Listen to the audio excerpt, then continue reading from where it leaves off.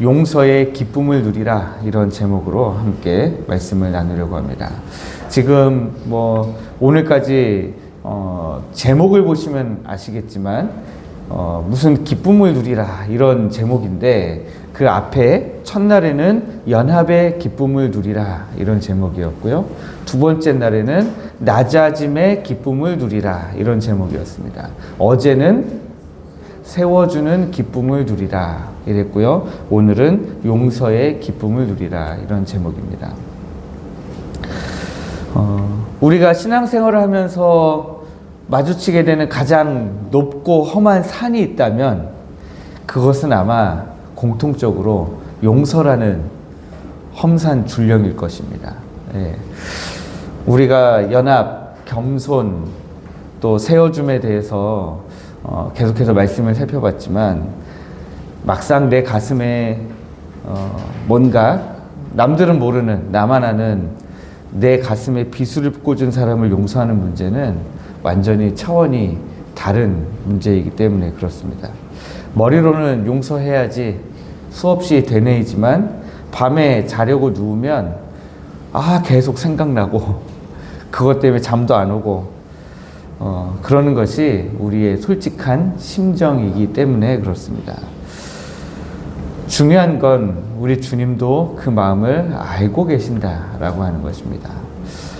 그 주님이 뭐라고 말씀하시는지 오늘 이 말씀을 통해서 함께 살펴보려고 합니다.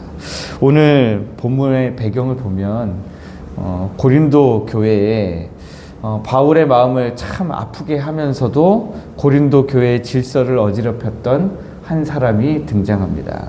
그가 무엇을 했는가, 그가 어떤 잘못을 했고 어떤 벌을 받았는가, 오늘 본문에는 나오진 않습니다. 그런데 다행히 고린도 교회가 바울의 권면을 따라서 그 한 사람을 엄하게 징계를 했습니다. 근데 문제는 그 다음인데요, 그 사람이 잘못을 뉘우치고 회개했는데 성도들의 마음이 풀리지가 않는 거예요. 용서가 안 되는 거예요. 징계는 했는데 그 다음에 그 사람을 향한 고린도 교회 성도들의 마음에 용서가 도저히 되지가 않는 거죠.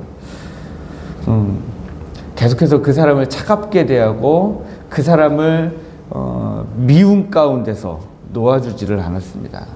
그래서 7절 말씀에 사도 바울이 그 과도한 징계와 냉대에 대해서 뭐라고 이야기하냐면, 그런즉 너희는 차라리 그를 용서하고 위로할 것이니 그가 너무 많은 근심에 잠길까 두려워하노라 이랬습니다.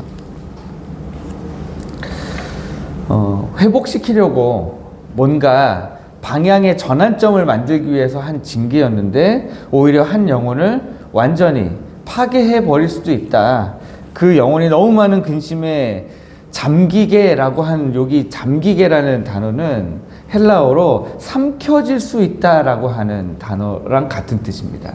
그러니까 그냥 물 속에 잠기는 것, 혹은 누군가에게 완전히 삼켜지는 것 같은 거죠.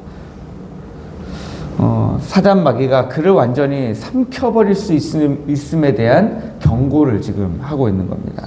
성도 여러분, 우리 안에도 이런 모습이 있습니다. 누군가 나에게 상처를 주었을 때 두고 보자. 내가 어떻게 하는지 한번 두고 보자. 나도 똑같이 해줄 수 있어. 라면서 마음의 문을 철저히 걸어 잠그고 내 마음속에서 상대방을 징계하기 시작하죠. 네. 상대방이 사과를 해와도 진심을 의심하면서 받아주지 않는 경우가 많이 있습니다. 왜냐하면 그게 우리 생각에는 그걸 정의라고 생각하기 때문에 그렇습니다. 그러나 실상은 뭐냐면, 내가 용서하지 않고 미움을 붙들고 있는 동안에 정작 피가 마르는 건 상대방이 아니라 나라는 거예요. 네, 내가 마른다는 거예요. 미움은 어떻게 표현하면 좋을까요? 내가 독약을 마셨는데 상대방이 죽기를 바라는 거예요. 독약은 내가 마셔놓고 마신 직후에 상대방을 보면서 너 이제 죽었다 라고 하는 거죠. 네. 정작 죽는 건 난데 그걸 너무 모르는 거예요. 그래서 바울은 지금 고린도 교회에 눈물로 호소하고 있는 겁니다. 7절과 8절 말씀 보시면 그런즉 너희는 차라리 그를 용서하고 위로할 것이니 그가 너무 많은 근심에 잠길까 두려워하노라. 그러므로 너희를 권하노니 사랑을 그들에게 나타내라. 여기서 용서라고 번역되어 있는 이 단어는 헬라어로 카리스라고 하는 단어입니다. 여러분 카리스 그러면 뜻이 뭔지 많이 들어보셨을 거예요. 카리스라는 말은 은혜라는 말입니다. 네. 바울은 그 사람이 예뻐서 용서하라는 게 아니에요. 당신이 하나님께 받은 그 엄청난 용서의 은혜를 기억하면서 그 상대방도 그들에게도 은혜를 베푸르라 라고 하는 것입니다. 우리가 받은 값없이 받은 그 용서의 은혜를 그에게도 이제는 베푸르라 라고 하는 것입니다. 사랑을 나타내라. 마음으로만 알았어 하지 말고 손을 내밀고 손을 잡아주고 이제 마음으로부터 그를 해방시켜 주라는 것입니다. 그것을 행동으로 확증해서 보여줘라. 지금 그렇게 이야기하고 있는 겁니다. 왜 이렇게까지 용서해야 될까요? 억울하잖아요. 세상의 방식대로 하면. 그런데 11절에서 사도 바울은 우리에게 이렇게 한 번 더 이야기하고 있습니다. 이는 우리로 사탄에게 속지 않게 하려 함이라. 그러니까 용서하지 않는 것 자체가 뭡니까? 사탄에게 속고 있는 거라는 거예요.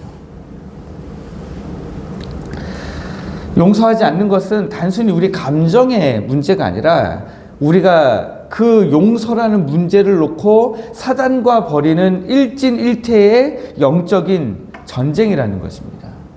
영적인 전쟁을 지금 벌이고 있는데 우리는 그게 영적인 전쟁이라는 생각을 못하고 있는 거죠.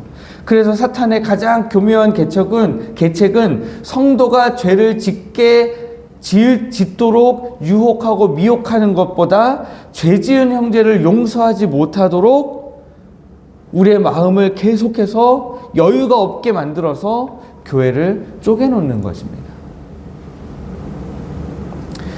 우리가 용서하지 못하는 동안에 악한 사단 마귀는 우리의 마음을 틈타고 들어와서 우리를 착취합니다.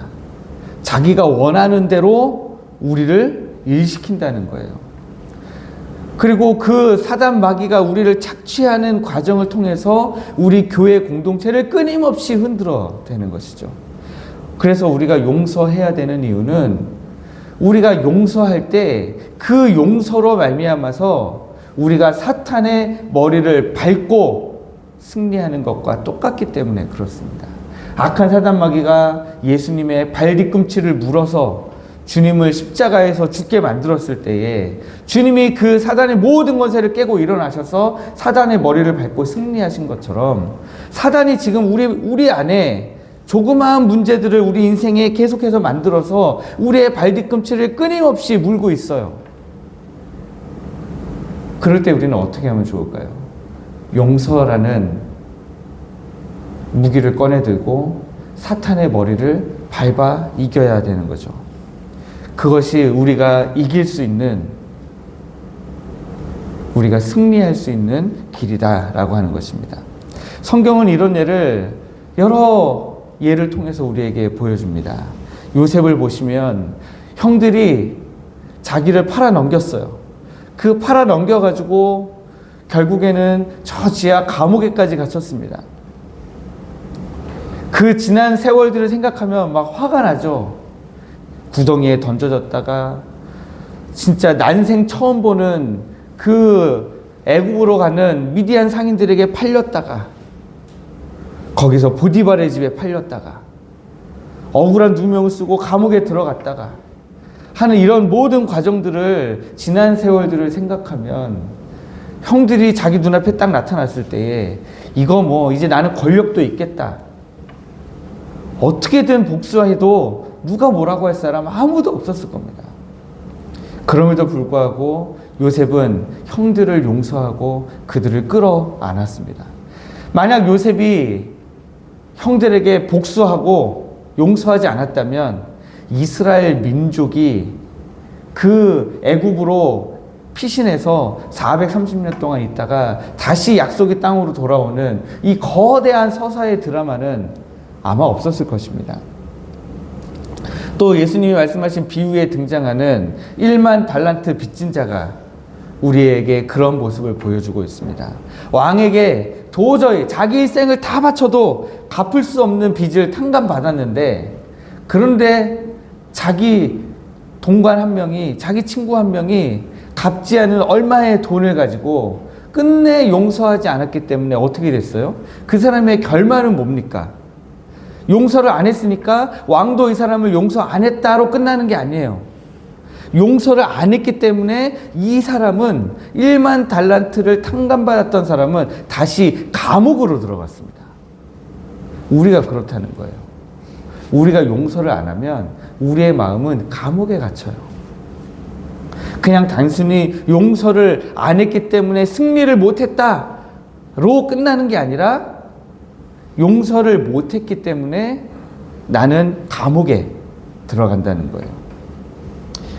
신앙적 원리가 그런데 이 신앙적 원리는 어떻게 보면 참, 하나님, 내가 지금 상처받아서 이렇게 힘든 가운데, 그 힘든 가운데서 용서를 못한 건데, 그렇다고 해서 나를 하나님 다시 감옥에 가둬버리시면 어떡합니까? 억울하잖아요. 억울함에 또 억울하잖아요.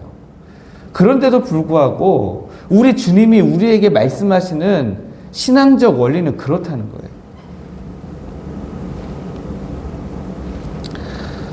우리가 받은 용서가 이미 1만 달란트를 넘었습니다.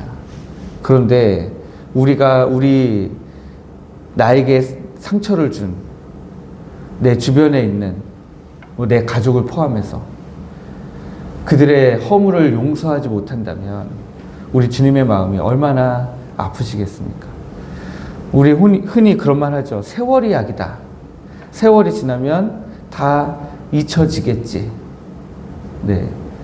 그렇게 해서 자연스럽게 용서라는 감정도 필요 없는, 세월이 몇십 년이 지나가서 자연스럽게 그냥 그런 일이 있었나?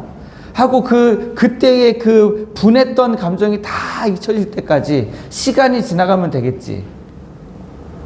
우리 주님은 그런 수동적이고 그냥 그렇게 자연스럽게 잊혀지는 그런 걸 우리에게 요구하시는 게 아닙니다. 적극적으로 달려들어서 용서하라고 말씀하시는 거예요. 우리 2026년 이제 아직도 저는 새해라고 생각하는데, 우리가 이 새해에 적극적으로 용서하는 기쁨을 누리시기를 원합니다. 용서를 못하는 것은요, 단순히 내가 지금 화나 있다, 나 지금 아직도 그 마음에 상처가 있어 라고 하는 것을 드러내는 것으로 끝나지 않습니다. 사탄에게 이용당하는 데까지 나아가는 겁니다. 그러니 여러분, 지금 용서하지 못하고 있는 그 줄을 이제는 내려놓으시기를 주님의 이름으로 축복합니다. 용서는 상대방을 봐주는 것이 아닙니다. 내가 사탄의 올무에서 풀려나는 해방의 과정이라는 것입니다. 9절 말씀해 보면 이렇게 되어 있습니다. 너희가 범사에 순종하는지 그 증거를 알고자 하여 내가 이것을 너희에게 썼노라.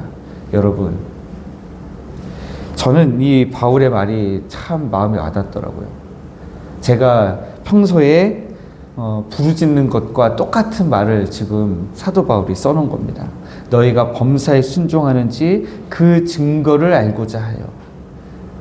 그냥 마음으로만 이제 용서해야지 하고 끝나는 것이 아니라 뭐라는 거예요? 증거를 보이라는 거예요. 증거를.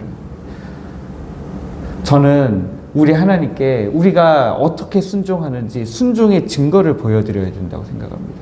내가 주님을 얼마나 믿고 살아가는지, 얼마나 신뢰하고 있는지, 하나님에 대한 신뢰를 내가 증명해야 된다고 저는 생각하거든요. 이것이 증명이 안 되면 하나님 앞에 내가 증명해야 되는 건 딱 하나예요. 하나님을 얼마나 신뢰하는가. 그러므로 말미암아 내가 신뢰하는 하나님이 나에게 요구하시는 대로 내가 얼마나 순종하는가. 그 순종의 증거가 우리 삶에서 드러나야죠. 네. 그냥 하나님을 완전히 신뢰할 것 같고 내가 하나님을 신뢰하는 것은 변함없는 사실이다 라고 생각하시는 경우가 많은데 그렇지 않습니다. 하나님을 신뢰하면 신뢰함의 증거가 삶에서 나타나야 되거든요. 하나님의 말씀에 순종하려면 증거가 나타나야 되는데 증거가 안 나타나면 안 믿는 거예요. 증거가 안 나타나면 순종을 지금 안 하고 있는 겁니다. 네, 그래서 오늘 여러분 용서는 감정이 아니라 믿음의 결단이라는 사실을 기억해 주시면 좋겠습니다. 오늘 이 새벽에 여러분들 이제 기도하실 때에 십자가 앞에 여러분들의 그 상한 마음을 있는 그대로 다 쏟아 놓으시고 이제는 미움의 밧줄을 가위로 그냥 싹둑 잘라버리십시오. 아무것도 남기지 마시고 그 모든 일들은 오늘 믿음의 결단을 통해서 믿음의 결단이라는 가위를 가지고 싹둑 잘라버리고 저 멀리 버려버리시기를 원합니다. 우리가 용서할 때 악한 사단마귀는 떠나가고 막혔던 기도의 문은 열리고 하나님이 부어주시는 놀라운 용서의 기쁨이 우리 포항택전교회와 또 여러분들의 모든 가정과 여러분들이 살아가시는 모든 삶의 곳곳에서 강물처럼 흘러가기를 주님의 이름으로 축복합니다.